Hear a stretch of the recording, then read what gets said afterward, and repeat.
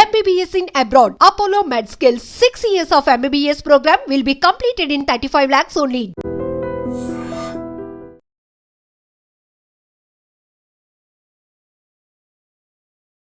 అనకాపల్లి జిల్లా పరవాడ మండలం లంకెలపాలెం జాతీయ రహదారిపై జరిగిన రోడ్డు ప్రమాదంలో ముగ్గురు అక్కడికక్కడే ప్రాణాలు విడిచారు. 13 మంది వరకు తీవ్రంగా గాయపడ్డారు. లారీ బ్రేక్ ఫెయిల్ కావడంతో ఒక్కసారిగా వాహనాలపైకు దూసుకువెళ్ళింది. విశాఖ పోర్టు నుంచి అనకాపల్లి వైపు అంటే తెలంగాణ వైపు సరుకులు తీసుకువెళ్తున్నటువంటి లారీ ఒక్కసారిగా బ్రేక్ ఫెయిల్ కావడంతో వాహనాలపైకి దూసుకువెళ్ళింది.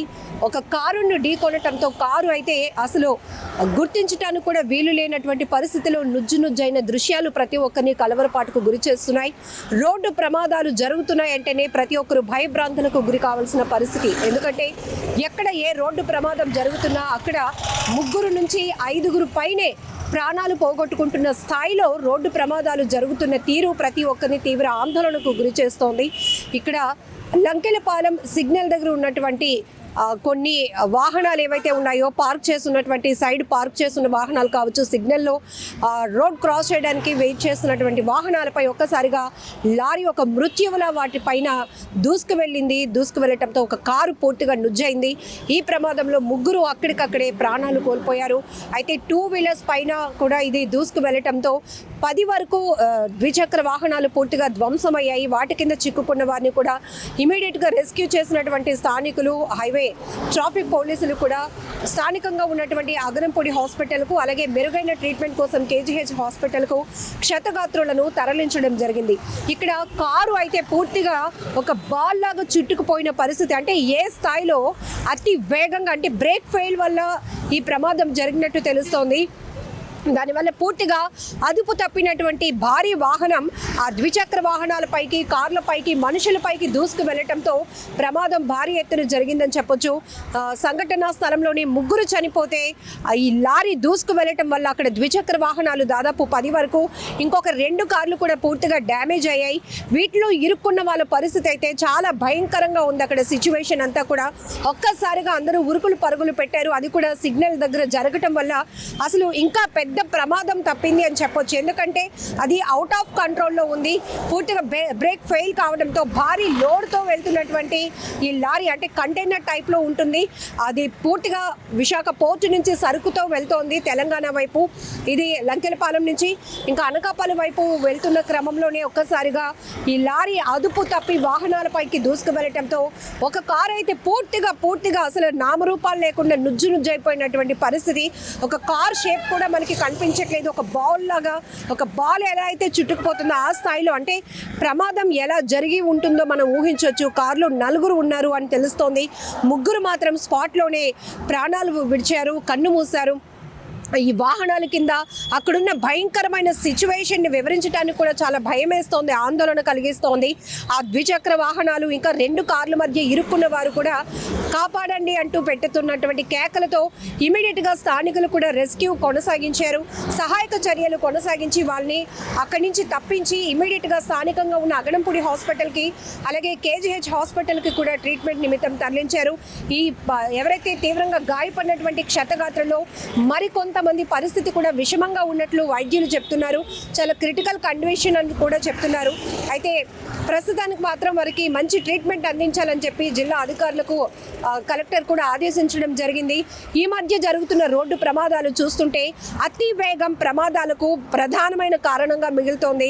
ఇంకొక వైపు వాహనాలకి ఫిట్నెస్ లేకపోవడం, భారీ వాహనాలు ఈ మధ్య బ్రేక్ ఫెయిల్ కావటం వల్ల, అదుపు తప్పడం వల్ల జరుగుతున్నటువంటి ప్రమాదాల్లో చాలామంది అమాయకులు ప్రాణాలు పోగొట్టుకుంటున్నారు. మరి కాసేపట్లో తమ గమ్యస్థానాలకు వెళ్ళవలసిన వారు అర్ధాంతరంగా తనువు చాలిస్తుంటే రోడ్డు ప్రమాదాల్లో ఆ కుటుంబాలు తీవ్ర విషాదంగా కన్నీరు పెట్టుకుంటున్నటువంటి దృశ్యాలు ప్రతి ఒక్కరిని కలిచివేస్తున్నాయి. రోడ్డు పైన ప్రయాణించాలంటే భయపడే స్థాయికి ప్రమాదాలు సంఖ్య కూడా పెరుగుతోంది. ప్రమాదాల తీరు కూడా అంతే తీవ్రమైన భయాందోళన కలిగిస్తుందని చెప్పొచ్చు. ఎక్కువగా మనం చూస్తున్నాం బస్ యాక్సిడెంట్స్ కావచ్చు, లేకపోతే లారీలు దూసుకొస్తున్నటువంటి ప్రమాదాలు కావచ్చు, కార్లు ఓవర్ స్పీడ్తో వెళ్ళటం, 2 వీలర్స్ ఈవెన్ వ్యక్తిగత ప్రమాదాలు కూడా, సెల్ఫ్ యాక్సిడెంట్లు కూడా, బైక్ పైన అదుపు తప్పడమో, చెట్టును ఢీకొనటమో మొన్న మనం చూసాం.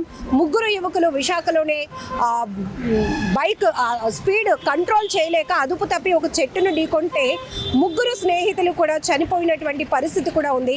ఇలా అనేక రోడ్డు ప్రమాదాలు చూస్తుంటే కనుక రోడ్డుపైకి రావాలంటేనే భయమేస్తోంది. మరొక వైపు ప్రజల నుంచి కూడా ఈ ట్రాఫిక్ చలనాలు పైన ఫోకస్ చేస్తున్నటువంటి అధికారులు యాక్సిడెంట్ జోన్స్ ఏవైతే ఉన్నాయో వాటిని ఎక్కువగా గుర్తించాలి. ఇప్పటికే ఈ రోడ్డు ప్రమాదాలు జరుగుతున్న ప్రదేశాలు కూడా ఎక్కువ అవుతున్నాయి. మలుపుల దగ్గర కావచ్చు, లేకపోతే ఓవర్ స్పీడ్గా వెళ్తున్నటువంటి పరిస్థితిలో ఎక్కడైతే రోడ్డు ప్రమాదాలు జరిగి ప్రజలు ప్రాణాలు కోల్పోతున్నారో అక్కడ ఎక్కువగా ఫోకస్ చేయాల్సిన అవసరం కూడా ఉంది. వాహనాల ఫిట్నెస్ పైన కూడా పెద్ద ఎత్తున ఫోకస్ చేయాలి. అయితే చలానాల పైన పెడుతున్నటువంటి ఫోకస్ రోడ్డు ప్రమాదాల నివారణపై కూడా అదే స్థాయిలో పోలీసు అధికారులు చర్యలు చేపట్టాల్సిన అవసరం ఉందంటూ కూడా ప్రజలు చెప్తున్నారు. మరొక వైపు అతి వేగం అనేది ప్రమాదం. ఇది ఎవరు కంట్రోల్ చేయలేరు. మనకి సెల్ఫ్ కంట్రోల్ ఉండాలి.